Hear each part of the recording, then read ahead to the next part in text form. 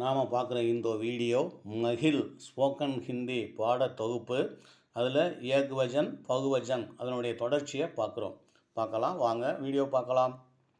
களம் என்றால் பேனா, அது ஒருமை. களமேம் அப்படின்னா பேனாக்கள்னு அர்த்தம், அது பன்மை. ஒருமைங்கிறத ஏக்வஜன் சொல்லுவான், பன்மைங்கிறத பகுவஜன் சொல்லுவான். மேலே ஹிந்தியில் எழுதியிருக்கு, தமிழில் எப்படி படிக்கணும்னு எழுதியிருக்குது. அது அந்த படிக்கிற அந்த வார்த்தைக்கு பொருள் என்னங்கிறதும் தமிழில் எழுதியிருக்குது. நீங்கள் படித்து பழகிறதுக்கு அது வசதியாக இருக்கும். கிதாப் என்றால் புத்தகம், அது ஒரு புத்தகத்தை குறிக்கும்.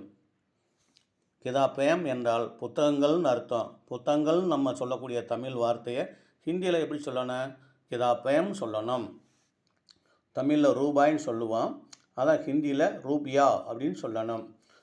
தமிழில் ரூபாய்கள்னு சொல்லக்கூடிய அந்த வார்த்தையை ரூபியே அப்படின்னு சொல்லணும்.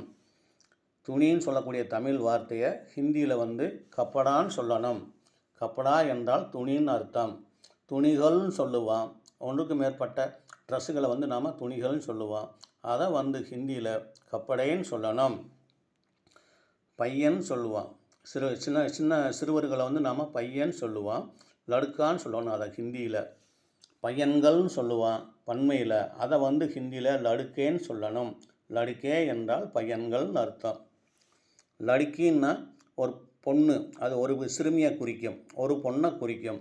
லடுக்கியாங் என்றால் சிறுமிகள்னு அர்த்தம். இந்த அடுத்த வீடியோவில் இதனுடைய தொடர்ச்சியை பார்க்கலாம். நன்றி, வணக்கம், தன்யவாத்.